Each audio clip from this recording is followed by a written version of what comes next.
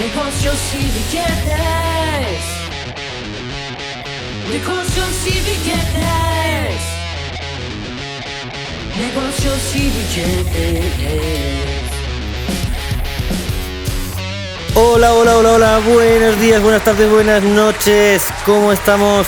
Un nuevo capítulo de Negocios y Billetes. En el capítulo de hoy, nuevamente, pero hoy desde el Ristobar de Restaurante Italissimo. Además, hoy tenemos a Hernán aquí sobre el escenario ya, preparando todo su set, preparando sus saxos, preparando todo para el After Office. Hernán, saca tus notitas para los oyentes.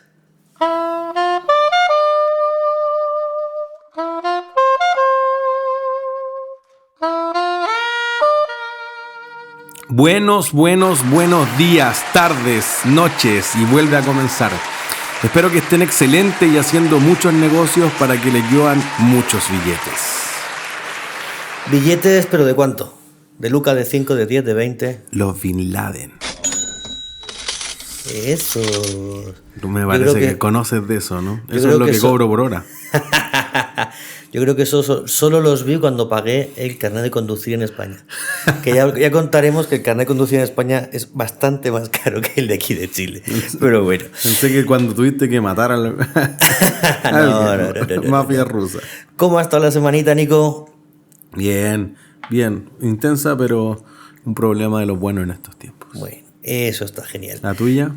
Tranquilita dentro de todo, ahí trabajando con los mentis, viendo un poquito la industria, así que bien, contento, bien, una semanita de formación también, formación tanto mía como de un par de mentis nuevos que han entrado, así que ahí trabajando con ellos para ayudarles a que poco a poco empiecen a pensar como empresarios para que en algún momento no muy lejano puedan dirigir sus emprendimientos como una empresa y no como un emprendimiento eterno.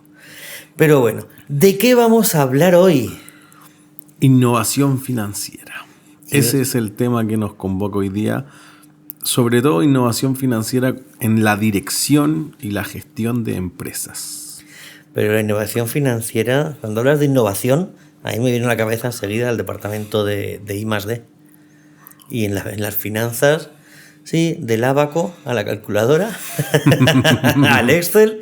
Pero ¿hay vida en la innovación financiera después del Excel? Totalmente. De hecho, hay un área de las finanzas, la ingeniería financiera, que se preocupa exactamente de eso. De hecho, hay magíster que son distintos de Financial Engineer o de ingeniería financiera que son distintos a los magíster en finanzas porque es un área mucho más cuantitativa que se ha preocupado históricamente de proteger de los riesgos que tienen ciertas empresas, de riesgos bien específicos. De hecho, yo hoy día mismo en la mañana cuando hacía clase en un magíster en un curso de Financial Accounting, les decía opciones financieras. Una call, que es una opción de comprar, o una put, que es una opción de vender, es una innovación que se hizo hace aproximadamente 50 años, a mediados de los 70, pero que ha evolucionado en muchos riesgos que son difíciles de cuantificar, no solamente en acciones, índices accionarios, fondos y cosas como muy sofisticadas, sino en la agricultura. La agricultura normalmente tiene algo que son opciones binarias o digitales que o te pagan o no te pagan, por eso son binarias, 0 o 1. A diferencia de una opción de compra sobre dólares, por ejemplo, que tú podrías fijar un precio y que mientras más suba el dólar, tú vas ganando o perdiendo plata. Pero puede ser en una opción binaria que tú digas, si llueve más que tanto, se pierde la cosecha, entonces te pago. O si hace tanto más calor o tanto más frío, y esa es como tu barrera. Por eso a veces también se le llaman opciones barreras. Entonces ahí hay una historia larga de innovaciones financieras que se han generado y que pueden cubrir riesgos en distintas industrias, en la agricultura, en los commodities se ha desarrollado mucho, no solamente en los commodities metálicos a los que estamos muy acostumbrados en Chile, cobre, oro, plata, bueno, no metálicos, potasio, litio, etcétera, pero sino que también en los commodities de agricultura, en el café, en el jugo de naranja, que mis estudiantes siempre se ríen y es uno de los commodities más transados en Brasil, por ejemplo, que es una bolsa gigante. Entonces los commodities de agricultura también se han desarrollado hartos productos financieros justamente para lo que hablábamos en un capítulo anterior, diversificar o mitigar o amortiguar, esta vez sí lo dije bien, ese tipo de riesgos que las empresas no quieren correrlos porque las empresas tienen que correr algún tipo de riesgo, los que pueden administrar o gestionar de mejor forma, y tienen que cubrirse de los que no pueden gestionar o que son inherentes a ellos, como los precios de los commodities, las tasas de interés, la inflación y tantas otras cosas. Así es, estabas hablando ahora de commodity, estabas hablando de Brasil, y al final cuando hablamos de innovar, tenemos que pensar que no solo innovar en la gestión de las finanzas, ¿no? Que también ahora veremos un poquito nos hablarás un poquito de algunos programas dedicados, especializados en finanzas, pero también tenemos que pensar en innovar en las propuestas que le podemos dar al banco, en las propuestas que le podemos hacer a un acreedor. Como tú decías, ¿no? Está en constante movimiento y al final el poder innovar precisamente es poder proponer algo nuevo en el mercado, ¿no? O sea, tú al banco ya sabemos cuáles son los métodos tradicionales, pero el banco también, cuando tú les propones algo novedoso, el banco por lo menos lo estudia, ¿vale? Cosa que si no lo proponemos no sabemos qué va a pasar. Y esa para mí es una de las primicias en los negocios, ¿no? Si no lo intentas no sabes qué va a pasar y muchas veces nos perdemos grandes oportunidades por miedo a que me digan que no. Bueno, ¿y si te dicen que sí? O sea, si tú crees en ese proyecto y tú tienes claro qué es una buena solución que estás proponiendo, por ejemplo, oye, mira, no te puedo pagar la letra, pero hagamos esto, te entrego, ¿vale? Podemos articular alguna solución que el banco siempre por lo menos se va a dar el tiempo de estudiarla, porque es algo que no tienen controlado, que no tienen en sus esquemas o que no tienen en sus productos. Y puede ser que incluso una idea que muchas veces es una idea loca puede ser una idea de un nuevo producto, ¿vale? Pero yo creo que como siempre estos podcasts, al final, las historias es lo que dan, ¿cierto, Nico? Y yo creo que en todos estos años con Sur Consulting, ¿cuál es esa propuesta financiera que habéis visto que no tenía sentido o que tenía mucho sentido y que después ha sido una innovación o bien para una gestión, para una negociación, para algún tipo de acción de algún cliente o incluso que hayáis podido replicar en algún otro cliente? Mentoría personalizada para alcanzar tus metas. J-Mentoring está para potenciar tu éxito. Bueno, al final yo siempre termino contando un cerro de historias. De hecho, creo que ahí está el valor agregado. O sea, hoy día, la misma clase que decía en la mañana, yo creo que esta semana estuve 3 bloques, o sea, casi 3 horas y media explicándole cómo funcionan los contratos de arrendamiento leasing con historias. Que los malls, que los vehículos, que la maquinaria para bodegas, para la minería y otros tantos que nos ha tocado ver en Sur Consulting con mi equipo y justamente como que entender el negocio, justamente el por qué yo estoy haciendo una innovación, por qué quiero cubrirme de este riesgo, en qué momento del tiempo es conveniente cubrirse de ese riesgo, es sumamente importante. O sea, no solamente, por ejemplo, lo que me ha tocado ver mucho es las empresas de leasing, sobre todo la banca muy tradicional es mucho más cuadrada, la innovación o la gestión financiera se da mucho más proactivamente en los prestamistas o proveedores de capital no tradicionales.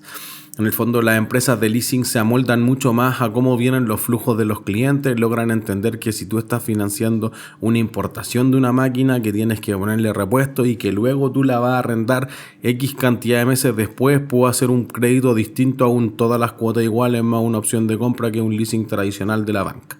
De hecho, creo que no solamente a nuestros clientes, que nos ha tocado ver varios casos de este tipo, sino que en finanzas más corporativas de empresas más grandes hay varias industrias que se han hecho presentes. Por ejemplo, la industria farmacéutica es algo que ha sido sumamente importante incluso en las universidades.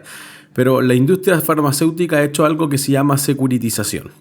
La securitización, con una muy mala traducción que creo que prácticamente nadie lo usa en español, la titularización, se refiere a que tú agarras un activo que es en esencia ilíquido, cualquier activo que tenga la empresa, por ejemplo, cuentas por cobrar que tenga, facturas que tengan, y lo convierten en un security, en un activo financiero en inglés.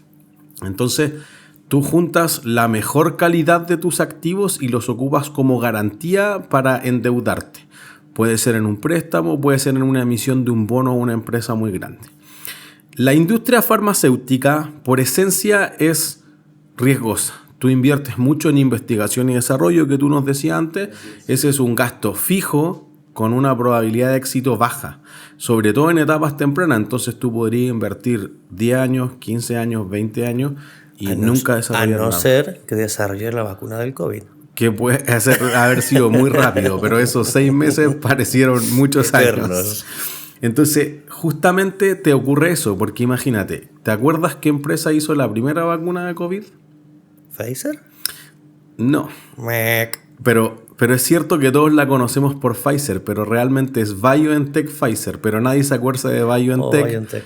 empresa alemana que la desarrolló, pero que era minúscula. Nadie se acuerda nada de BioNTech antes. En cambio, Pfizer tiene una película por el Viagra. Entonces, cuando tú haces un desarrollo, esa es la gracia. En la industria farmacéutica, tú necesitas explotar. O sea, si tú encuentras la cura para el cáncer, necesito $100.000 millones de inmediato para distribuirlo en todo el mundo, que era lo que te pasaba en el COVID. Y tú no puedes dar la explicación, miren, les tengo que contar, este proceso de levantar el capital se llama el roadshow.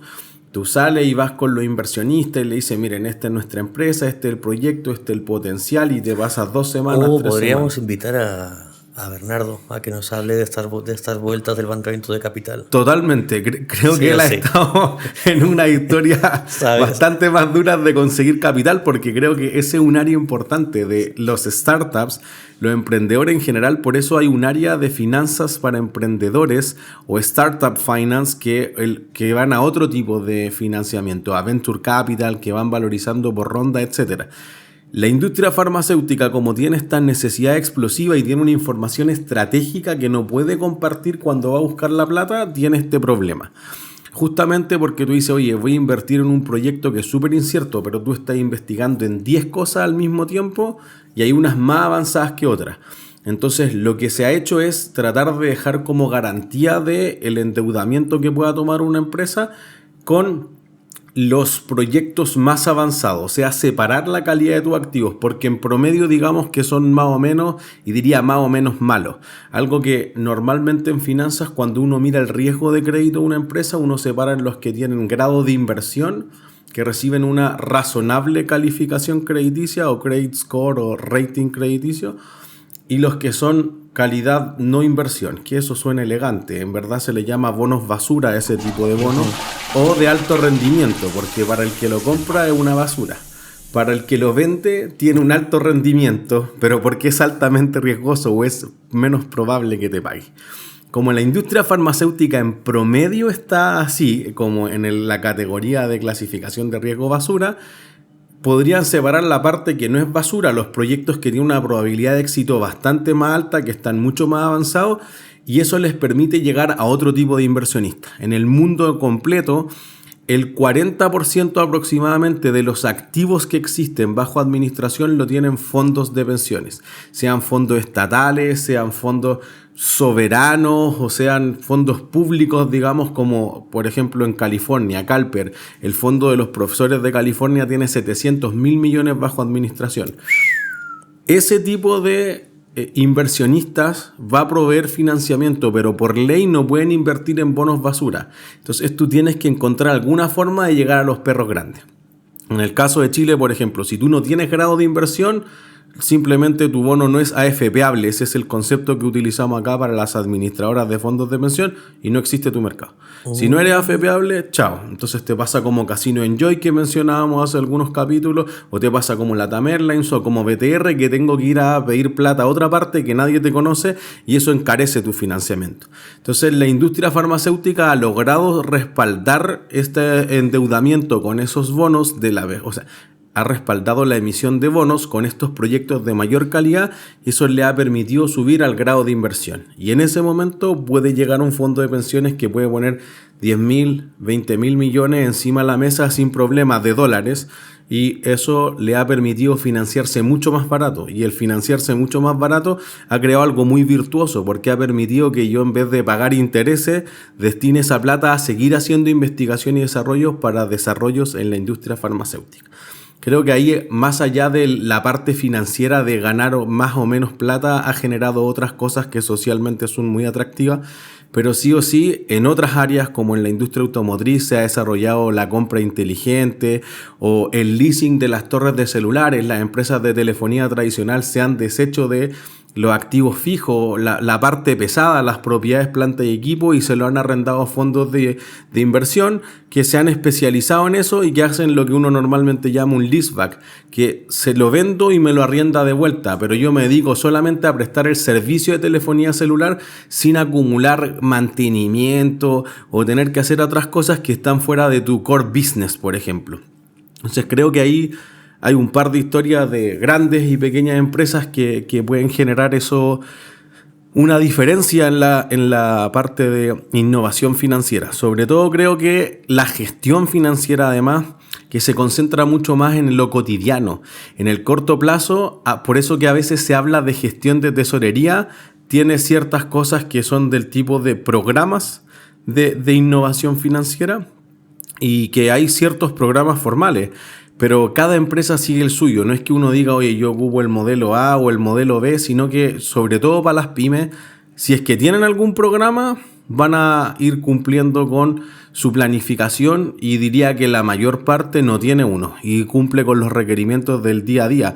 Y sobre todo eso pasa en empresas que tengan una gerenta o un gerente de administración y finanzas, que no se puede dar el lujo de pagar uno de operaciones o de administración ni otro de finanzas. Entonces justamente ocurre eso, que terminan sin un plan tan claro tratando de hacer sus propias innovaciones, pero creo que es parte inherente al cómo funciona una pyme, al menos en etapas más tempranas de desarrollo, y que justamente también en esa presión que sufren en el día a día, justamente surgen programas o mejoras o innovaciones financieras significativas. Y hablabas de los gerentes de administración y finanzas. Y al final ahí ellos mismos tienen una pelea interna cuando desde la gerencia general les proponen una inversión o lamentablemente hay que poner un despido de un trabajador que lleva ya tiempo y que la cifra de despido es alta. Ahí es donde empiezan a buscar excusas, y no por salvar al trabajador, sino por salvar la caja, ¿vale? Porque al final, claro, ellos no ven la operativa de la compañía o no ven el por qué estás sacando a este trabajador, sino que ellos lo que ven es que pegas un zarpazo a la caja que les quita capital. Totalmente. Bueno, es que porque ahí es cuando uno en la gestión tiene que separar de la dirección. Justamente porque los programas de gestión financiera en general tratan de gestionar eso, la tesorería, la caja, la liquidez, pagos, cobros, cuánto es el nivel de efectivo mínimo, pero en realidad como que responden, son reactivos, no son proactivos. Correcto. Y eso, a pesar de que lo intentan, no siempre están tan alineados con la estrategia.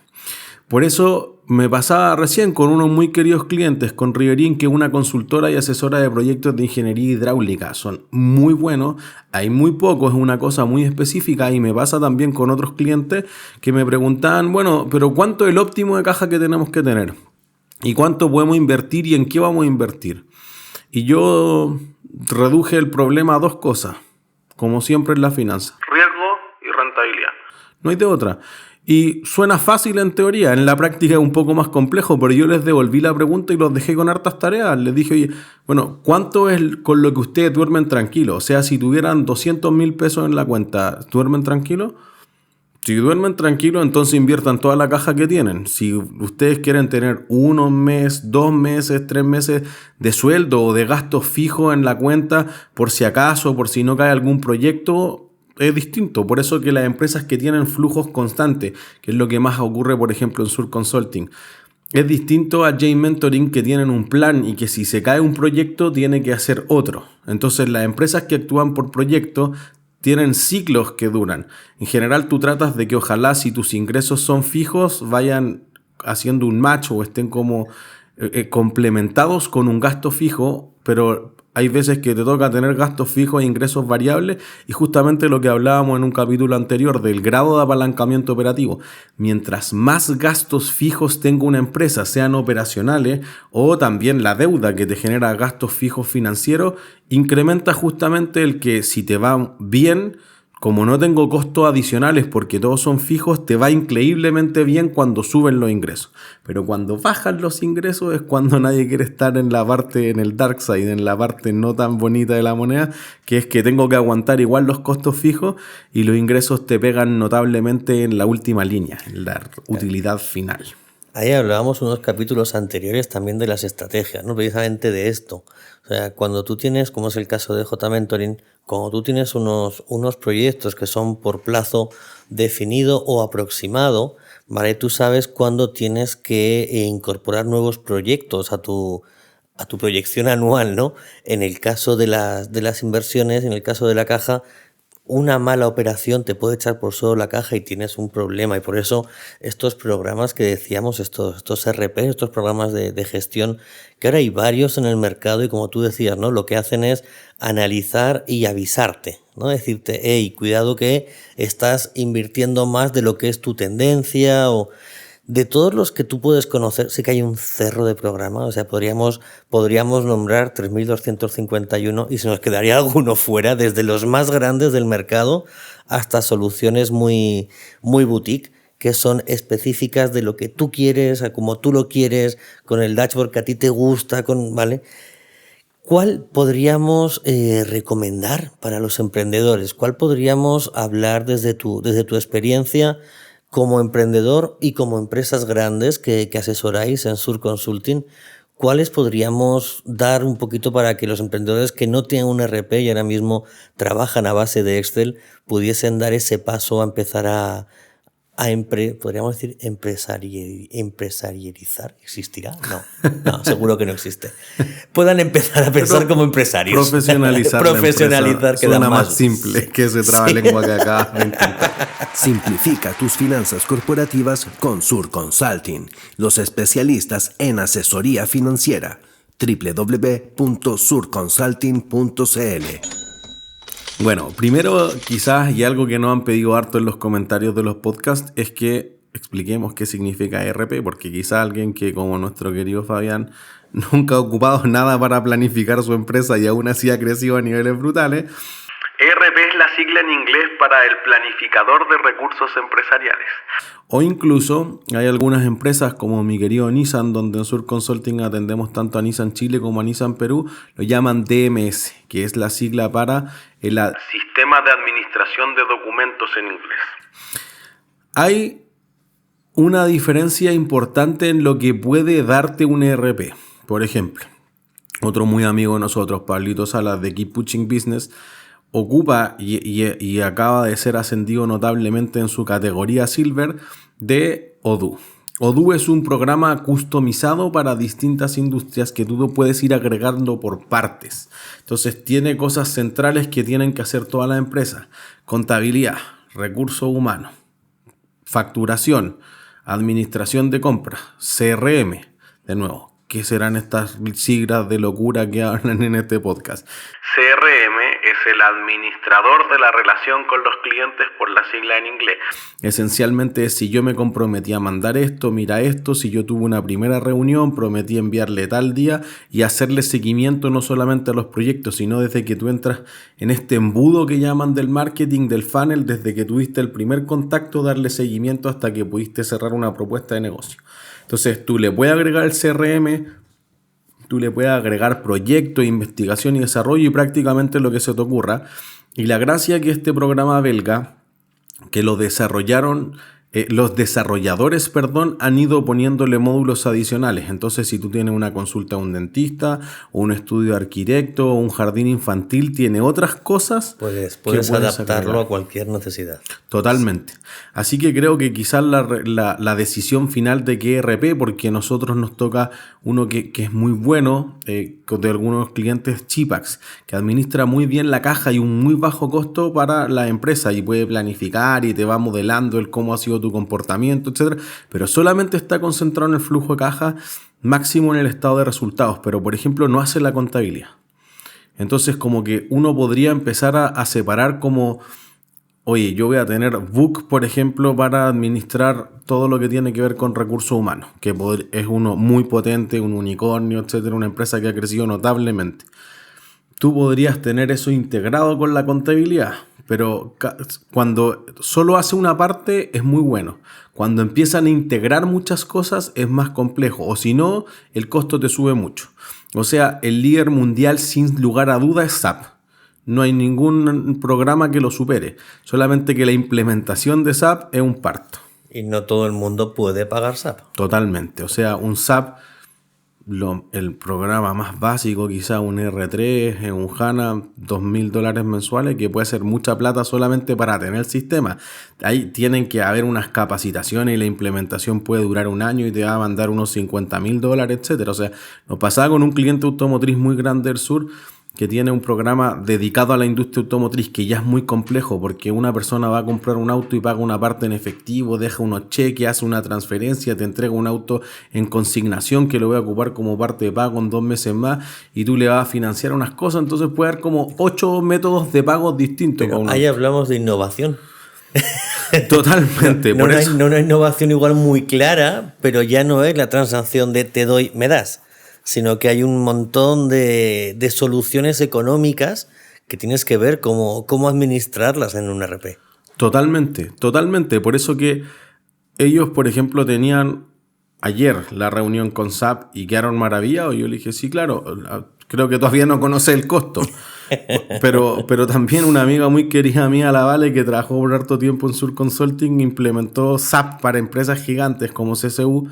Y ella se paseó por todos los países donde tiene operaciones CSU y estuvo 3 años implementando SAP para CSU. Entonces el consumo de recursos no solamente de los que te van a llevar la implementación, que normalmente no es SAP, sino que algún partner de SAP, que es una empresa alemana, puede tomar mucho tiempo, muchos recursos internos. Tú no puedes detener la operación, entonces tienen que convivir 2 ERP o DMS al mismo tiempo y eso puede ser complejo. Entonces de repente uno busca soluciones más simples, pero eso siempre requiere tiempo de personas. A nosotros nos sabéis que el CHIPAC no está actualizado.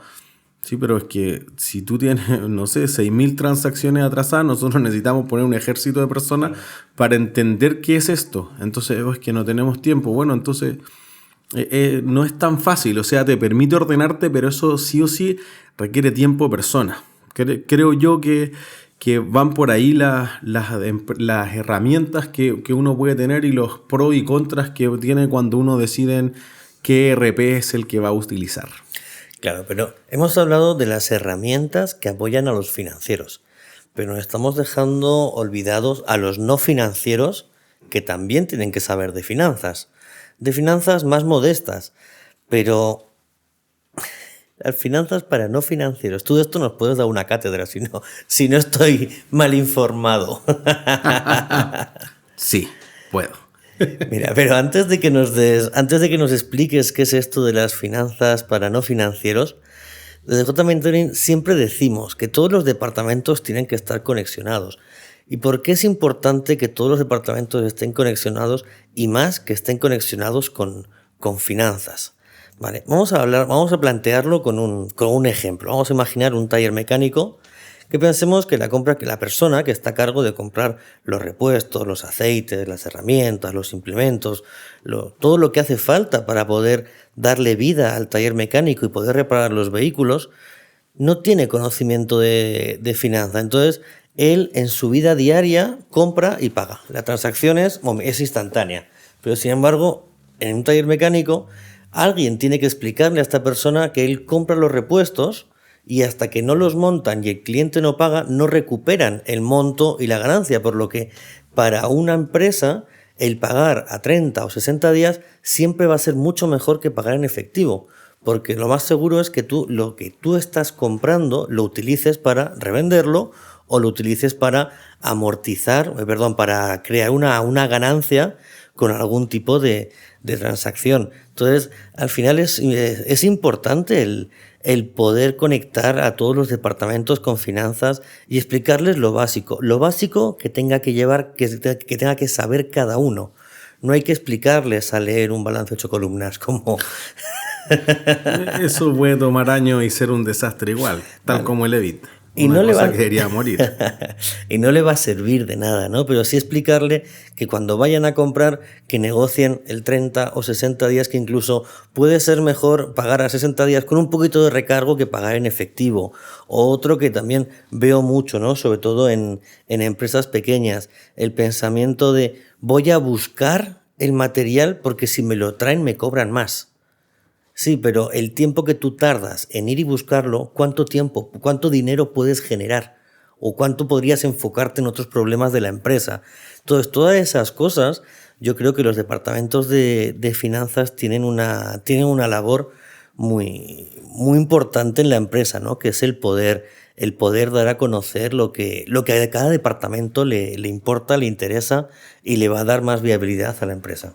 Totalmente, o sea, de hecho es lo que conversábamos ayer en esa cena después de la reunión de empresarios en la que participamos, que quizás la diferencia entre un emprendedor y un empresario es que el empresario valoriza su hora. Tu hora la puedes invertir en estar viendo tele, en salir a trotar, en jugar con tu hijo o en estar distribuyendo productos que lo puede hacer una empresa de logística por menos costo y cargárselo al cliente.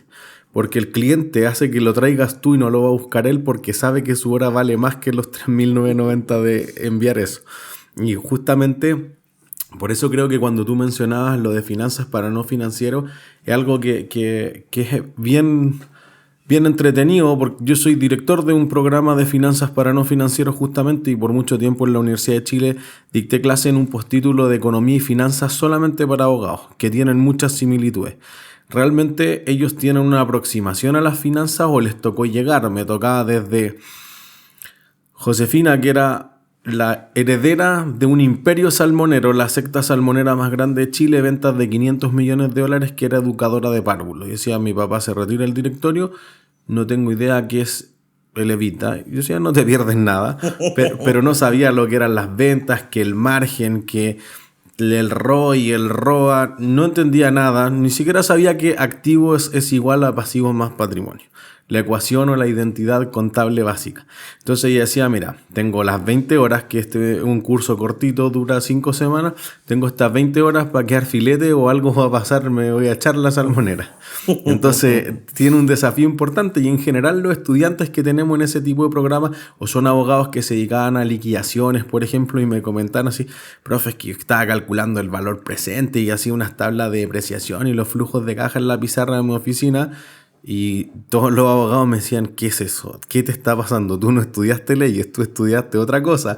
Porque en general, como son mucho más de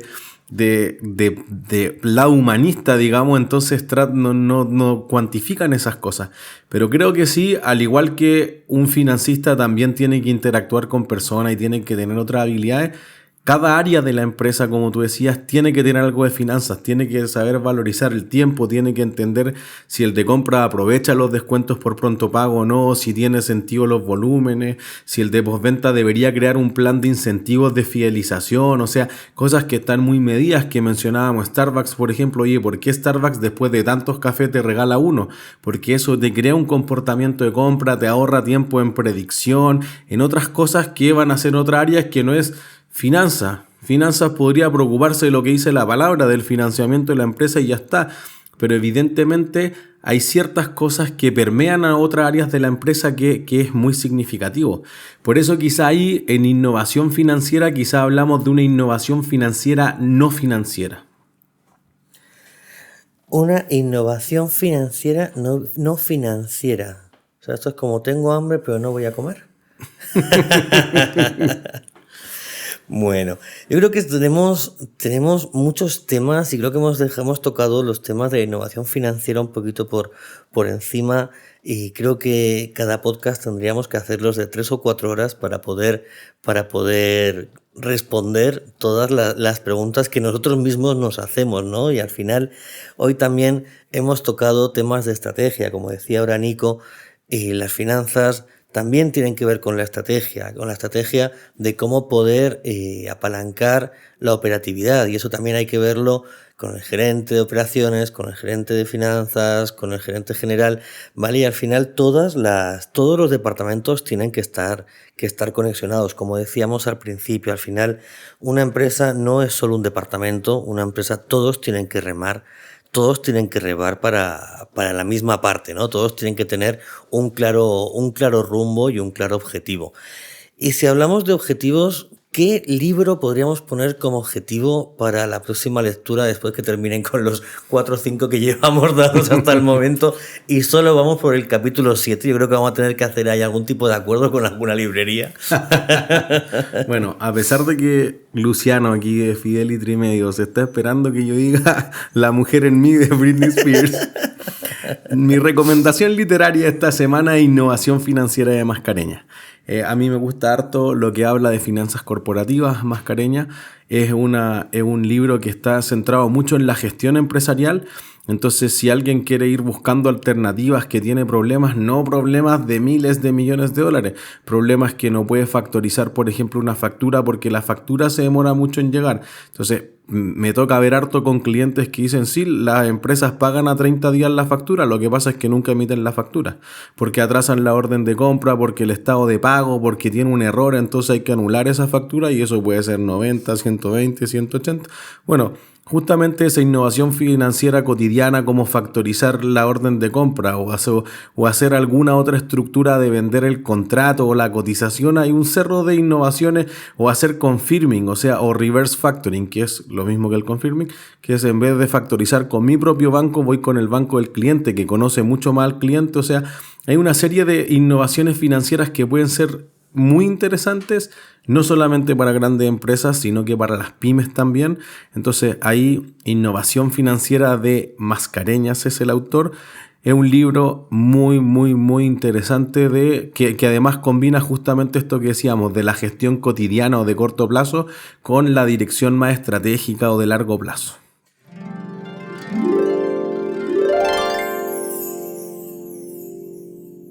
Soy Elena. Hola, compañeros.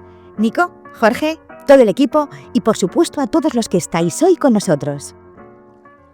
Estoy aquí para que juntos nos descalcemos, nos quitemos los calcetines o medias, dejando los zapatos a un lado y nos relajemos mientras metemos los pies en agua fresca y cristalina.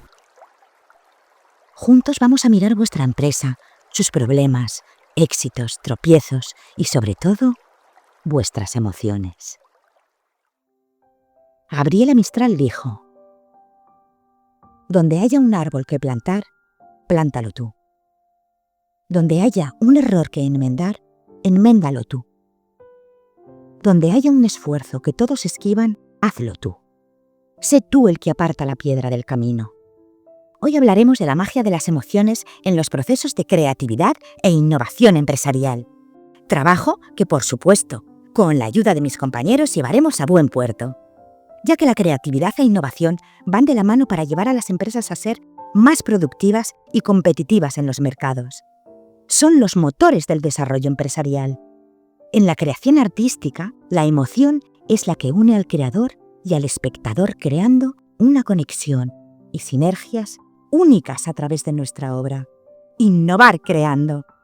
Los sentimientos, deseos y motivaciones en todas las facetas de nuestra vida y en todo grupo humano tienen un papel clave en saber gestionar esa idea novedosa que queremos crear.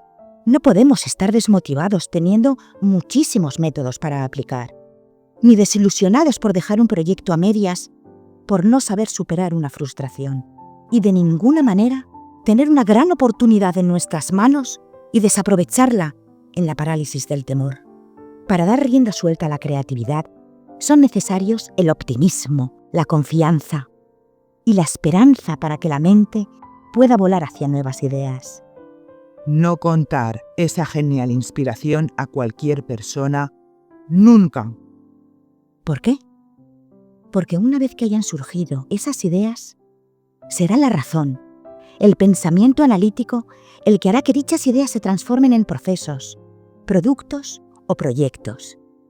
Y aquí, en este momento, no estarás solo. Contarás no con cualquiera, sino con tu equipo de confianza. Para que todo esto se materialice, pasarás un tiempo disfrutando tanto de tus pensamientos que no serás capaz de pensar en nada más. Estarás inmerso en la corriente de agua que fluye en nuestro arroyo particular de emociones, donde te espero en el próximo capítulo.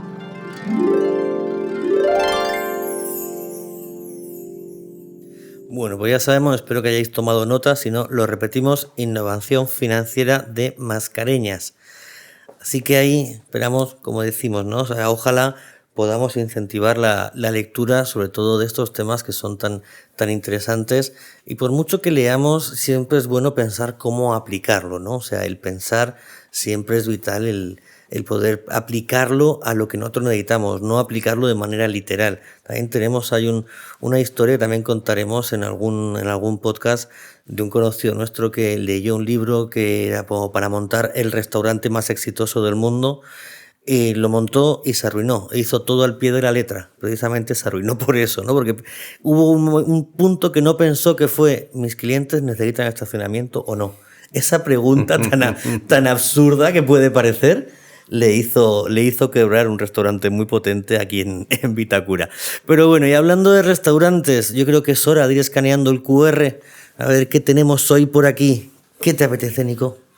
¿Por dónde nos tiramos? Pisa la piedra, una tablita a picotear algo con los chicos. ¿Os aparece, chicos? ¿Os apetece una tablita? ¿Sí? Bueno, pero sí. Vamos por esa tablita entonces. ¿Les toca pagar a ustedes? Obvio, que sean dos en vez de una.